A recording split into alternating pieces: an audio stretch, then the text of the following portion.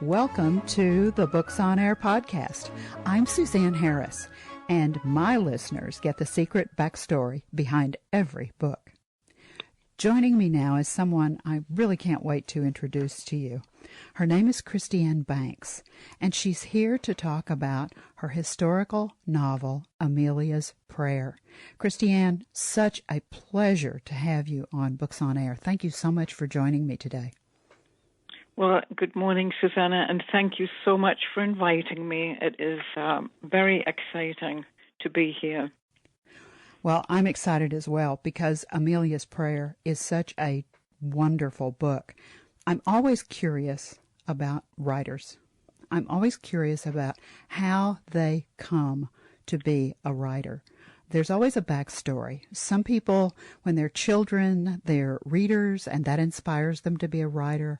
Sometimes there's a spark that's recognized by a teacher or a professor, and they're encouraged from that angle to be a writer. Sometimes it's just something happens in their lives, and it's such a major event, positive or negative, that they almost feel a compulsion to get it out and share it with the world, and so they'll become writers in that way. Also, sometimes people have wanted to write all their lives, and they've never had time because of a job or children or demands on their time, and when they retire, all of a sudden that writing bubbles to the surface. So what's the backstory behind Christiane Banks? How did you come to be a writer/author? Well, it's a wonderful question, Suzanne. And from a very young age, I've been, I would say, a storyteller, creating stories, poems in my head, plays in my head.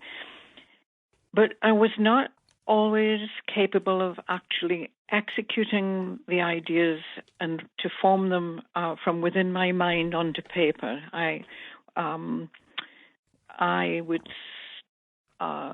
think 14 when it was discovered, 1969, it was discovered that I had dyslexia. And dyslexia then, people just thought you were probably, for want of a better word, stupid. So I never really felt capable or believed I truly had the ability to write any kind of story, although it's a constant, like a movie going on inside my brain. Amelia's Prayer was something I really felt I wanted to write. And I had talked to my siblings about it. And but when I was in my 50s, many years later, my brother, who has a lovely home in the south of France in Provence, I was visiting, and he had a friend who is a author. Her name is Joyce Holmes, and she writes detective novels. He introduced me to Joyce Holmes, who just gave me the courage. She validated the idea that I could write, because I said, well, I'm dyslexic, and I've been to school, and she said, stop whining and go out and write your book. I know you can write purely by having a conversation with you. So, go out and do it.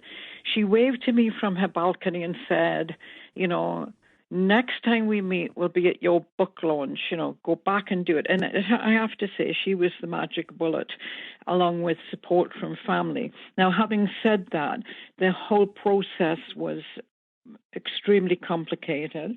I ended up writing it freehand, dictating it onto an old tape recorder, handheld tape. And my girlfriend, Margaret, and I, we bought it. She's a lawyer, secretary, and my friend, and I'm a beautician. So I did all her beauty work, and she transcribed it. I actually have 17 manuscripts, different versions of Amelia's Prayer in my basement. So that is it took 6 years to actually get it down on paper. So when you say authors are passionate about their work, this one surely was, it was, almost a miracle to my mind. I think that you have just said some very important things. I suspect that somewhere in our listening audience there is someone who has said to themselves, I can't write because I'm dyslexic. And you just said to that person, hang on a minute, that's not an excuse. Yes, you can. It won't be easy, but you can do it. I only have one unpublished novel in my bottom drawer, not 17, so I love it. Now, there is a really wonderful backstory behind Amelia's prayer. When I read the excerpt on Amazon, I was captivated. How in the world did you find this story to tell? Because this is partly real, partly made up. Am I right? Yes, that's correct, Suzanne. Yeah. So who are the people on the front cover of the novel? Well, the cover of the novel, the photograph, is in fact my parents, my mother and father. Oh, what a lovely couple they made. Yeah, it is. Yeah, my mum and dad. Isn't that a lovely book cover? Yes, I love the book cover. And my niece and I designed the book cover. How did you come up with the story? Because you had some help. Oh, yes. Well, the story is... So the thread of the story, the spine of the story, in essence, is truth, and it's truth around the era, that generation of people who were young, the young people like my parents, which is a whole generation, during the Second World War. I was born and raised in England on the northeast coast, and I was a shampoo girl in a tiny little hairdressing salon where a lot of these beautiful ladies who used to come in and have their hair done had lived through the very difficult times, some of them from the First World War. Now, I am... to me, privileged to have heard some of these stories. And you massage somebody's head and it loosens their tongue, Yes. They do want to talk to you. And a lot of these stories, I believe I've been privileged to hear. And it's not just, we're not talking just about battlefield, but the consequences of the fallout that hits the ladies at home who actually ran the factories and had to look after families. And I think as a baby boomer, I am one of the last generation who will have memories of being told these stories and the legacy of these stories that are left behind. And I feel like the stories that we need, they're poignant, they're powerful. And if you have the ability, I think it's my duty to almost tell these stories. I'm driven to tell these stories. Plus, they're very heart-wrenching stories. Because World War II was, in England, I can't even fathom. I have seen all the documentaries. I've seen the movies. I love British history. I love to watch British television. And I've seen so many shows set in that era. But watching a program that's set in that era could not possibly give you any kind of feeling for what it must have been like to be bombed. If you were in London, the Blitzkrieg was going on. They were bombing London every night. You were afraid for your life every night. You saw the person next to you die. I can't imagine listening and hearing the real story from an individual who lived through that kind of situation. It's just beyond me. I agree with you. How fortunate you were to be able to, you're right, when you touch somebody, massaging somebody's head when you're washing their hair, when you touch someone like that, it changes the relationship between you and the other person, and they will loosen up and they will talk to you. And wow, how did you come up with the characters? Sebastian Lavalle, am I pronouncing that right? Yes, yep, Sebastian Lavalle, yes. And Amelia Sullivan. Who are they?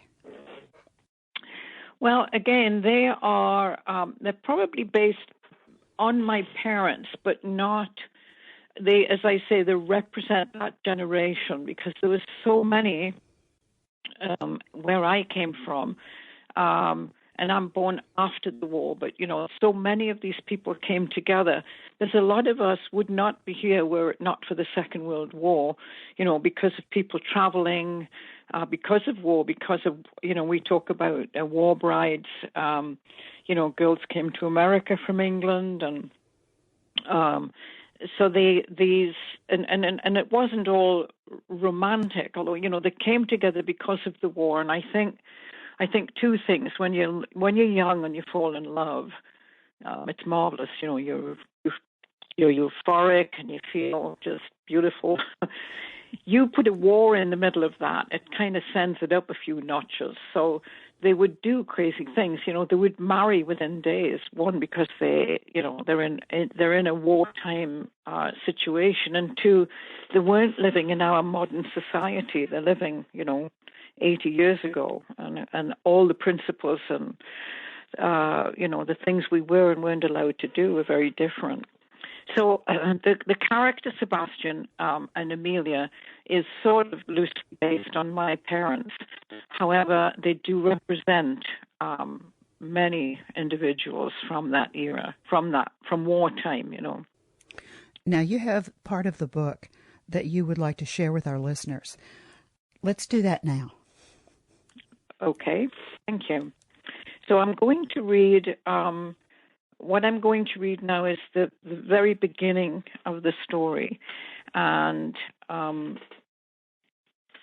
would like to, so it's the first chapter. Sebastian Lavalle stepped out of the front door into the warm sunlight on a spring morning in 1934. He did not stop to saturate his senses with the beauty around him, nor did he look at the old stone house that was nestled in the beautiful orchard filled to overflowing with apple trees, the apples hanging in their multitudes, red, ripe and juicy, just waiting to be plucked and bitten into. Sebastian loved to do that and feel the warm juices dripping from his chin. Nor did he think of the magnificent mountains, tall, towering high above the village, looking over and protecting it like the arms of the gods. He did not consider his weeping mother, his father, or his younger sister. His mind was set upon adventure. Sebastian was 15 and leaving home to join the Navy. Au revoir, Sebastian. Be safe. You look so handsome in your uniform, said his mother. On September the 3rd, 1939, war was declared on Germany by France and England when Germany invaded Poland. 1 year into the war, the Jeanne d'Arc was part of the convoy sailing from England to Russia. The Jeanne d'Arc was hit along with several other ships that were part of the convoy. Several were severely damaged and sank. Sebastian could hear the terrifying sounds of the explosions. It seemed for a moment to be silent after, and then he watched in horror as his shipmate's head was blown off, hit with a shell. Screams coming from every corner. Sebastian was not sure if it were coming from himself or others.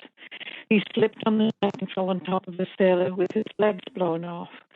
Flesh, blood, stench, petrifying screams of his friends.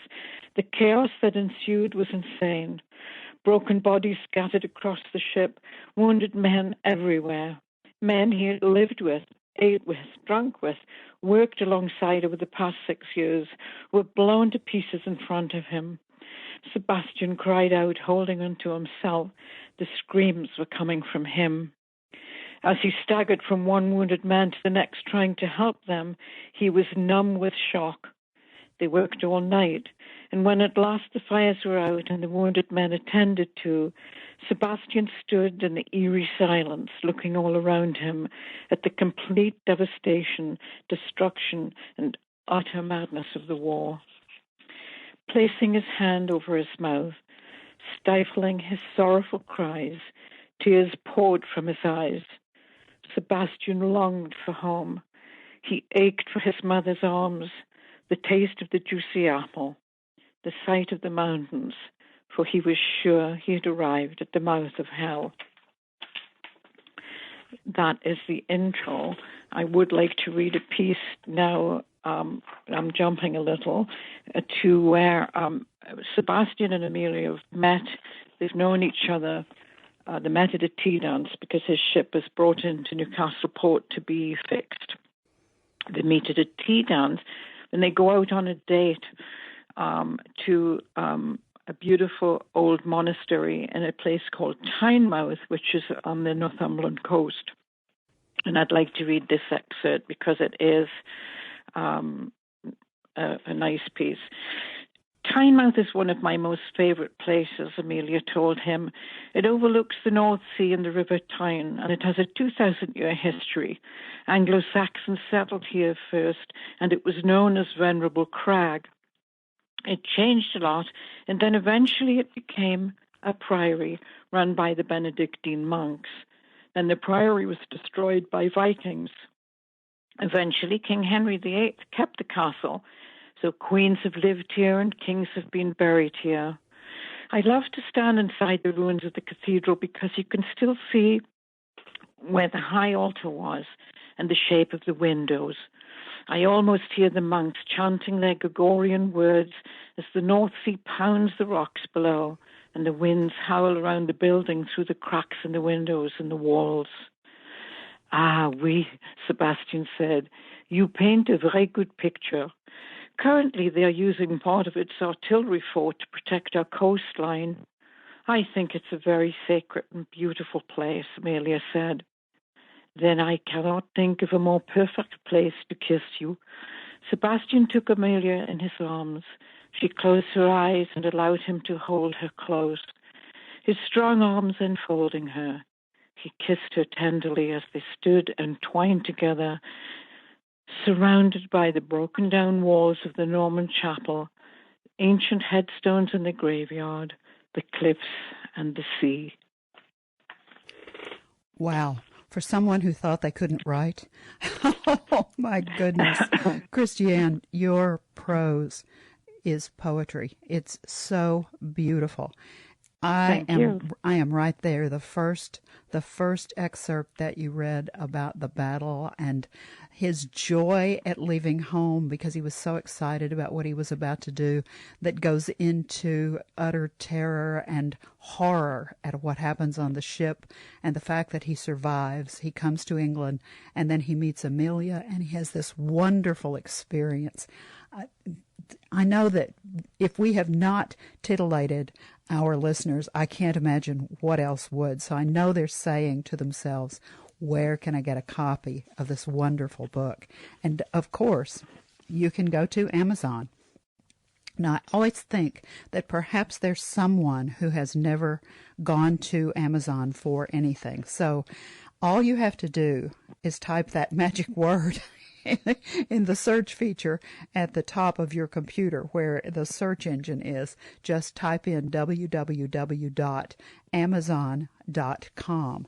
Now, when you get to Amazon's homepage, sometimes it can be a little overwhelming. There's always a bunch of stuff there. I remember the first time I went there, I thought, oh my goodness, what's all this?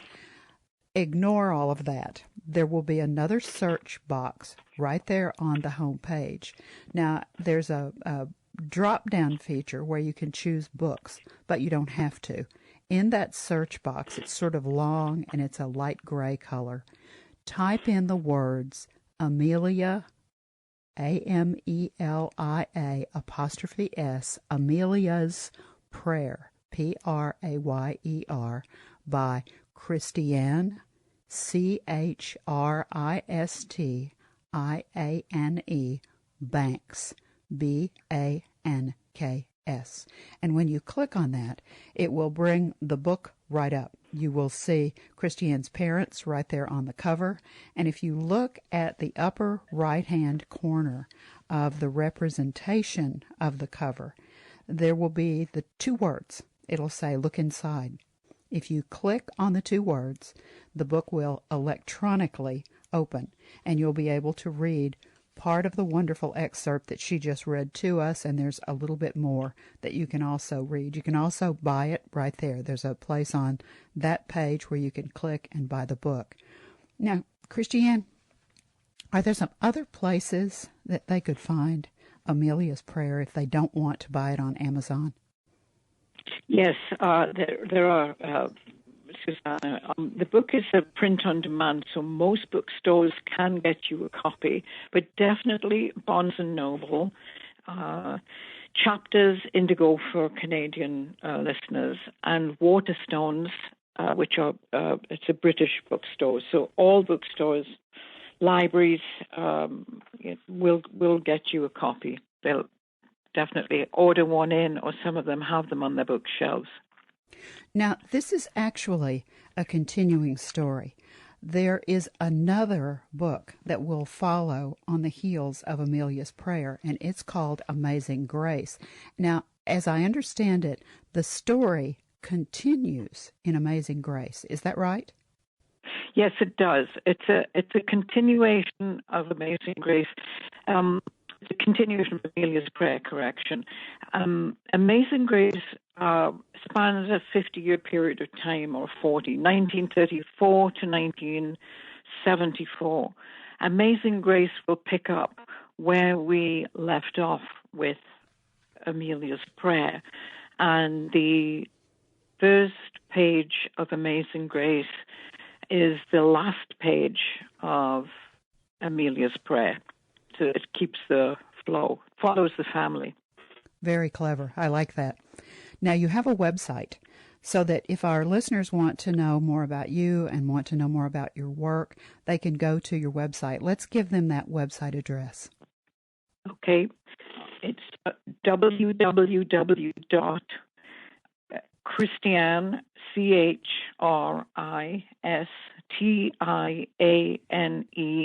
Banks, BANKS.com. That's all small case and all one word. No spaces. No spaces. What will they find when they come to your website? Well, the website has it has an insight. It has a little bio on myself. It'll take you straight to the books. If you click on books, and it'll give you a synopsis of both the books. It'll give you reviews of both the books, and also links where you can just hit the link and order the book from some of the places I actually, as you know, told Amazon England, Amazon UK, Amazon Canada, and then Chapters, Barnes & Noble, Waterstones. There's several outlets that carry the book. On different, you can get an ebook also in Kindle. Now, you're also on social media. I believe you have a Facebook page and an Instagram page. Let's tell them how to find you on Facebook and Instagram. Okay, thank you, Suzanne. Our Facebook is Novelist, Novelist, Banks, and Instagram is @NovelistBanks. And what will they find? Well, the Facebook page will again tell you how to contact me, anything, where to get the book, and what I've been doing, which hasn't been much because of COVID, but where I'm going, etc. They'll find a contact point. Now, the books are not really Christmas books, holiday books, but at the same time, they do have some holiday passages, and they do connect to the holidays. Am I right about that? That's correct, Susanna. I like to say they're not Christmas books, but they lend themselves very well to the holiday season because both books have Christmas timelines, which are nice because they give you an insight into Christmas in other countries in other times. And it's my particular favorite time of year. I think a lot of women especially feel the same way about it.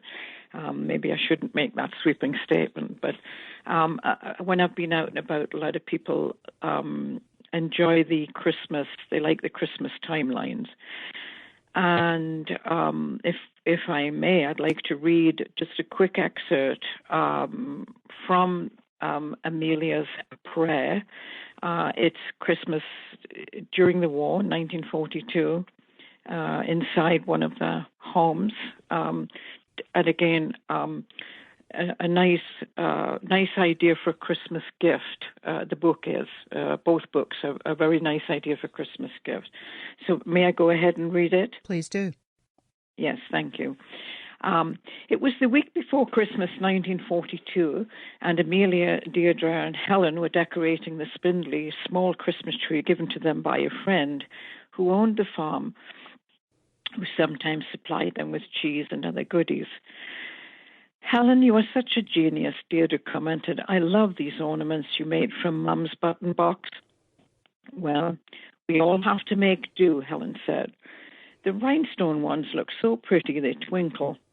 Amelia was quiet, observing Helen's ability to create beautiful things with her hands, yet physically she was rather ordinary. Helen did not look like Amelia or Deirdre. It seemed to Amelia that Helen was average personified, average height, average weight, average brown hair and eyes. Have you heard from Sebastian yet? Helen asked her. No, and I'm worried about him. Oh, I wouldn't be. The post's impossible, as you can imagine. I know the thing is I can't send him a letter until I get an address or something. Oh, a letter will show up soon, Helen said. You're not alone, Amelia was well aware of that fact. She wondered sometimes if Sebastian was a figment of her imagination. It seemed so long ago that they had shared their night of love. She carried on with the decorating, putting out the nativity scene display that was their mother's, who had received it from her mother. I love to see that come out, Deirdre commented. I like the tradition of it, don't you? Really makes it feel like Christmas. Yes, Helen, I have some apple cider someone gave me. And once we've finished decorating the tree, we can put the fire on, listen to carols on the radio, and drink our hot cider, Amelia said. That sounds like a nice idea, Helen. There was a knock on the door. Amelia went to answer it. It was the postman. Hello, Fred.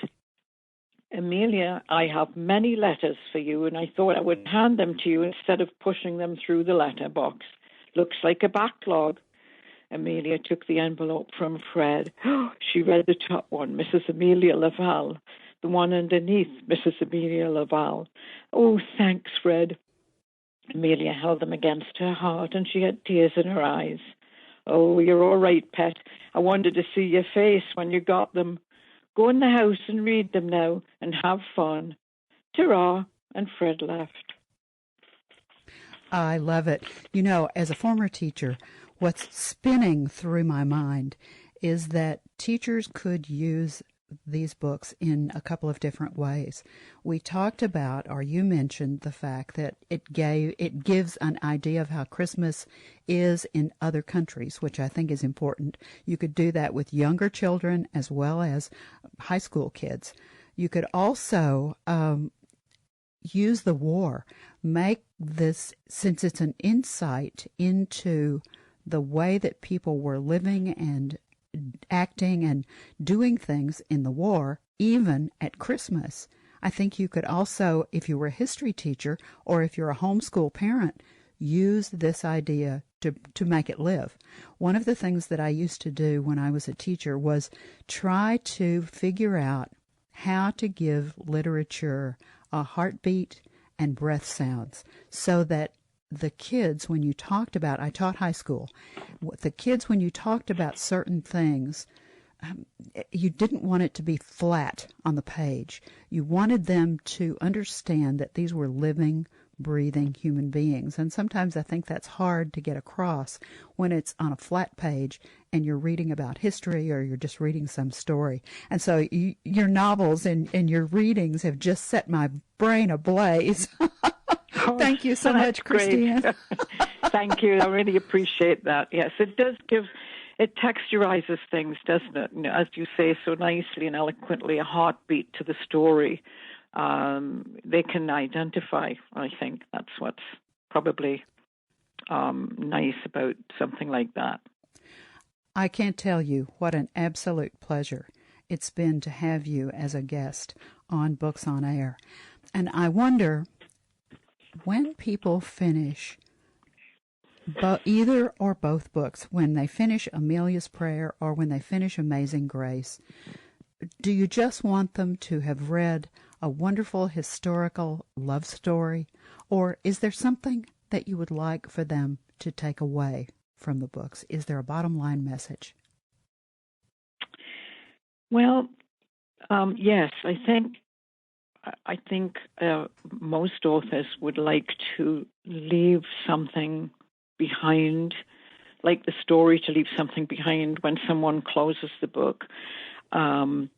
I've personally, simplicity is the essence of a reader connecting to a story. And if they can feel, they can reach out and identify. I like to think Amelia's Prayer is a compilation of all that, life, love, family, betrayal, forgiveness, and how much though we may not realize it from day to day, owe to those who sacrifice, not only on battlefields, but, at home, on the home front, to make us safe now, because we've stood on the shoulders of those who came before us. I feel it's my responsibility, because I have the means and wherewithal, fortunately, to write about it in order for us to remember them. I think you have done a masterful job. Remember, you can find both Amelia's Prayer and Amazing Grace on Amazon.com, and they're both by Christiane, Christiane Banks, Banks. You've been listening to the Books on Air podcast, brought to you on webtalkradio.net. You can also hear this podcast on Spotify, iHeartRadio, Stitcher, and Apple Podcasts. I'm Suzanne Harris, and I so hope you'll join us for the next Books on Air podcast, because remember, you never know who's going to be here, and you never know what we're going to talk about. Thank you so very much for listening.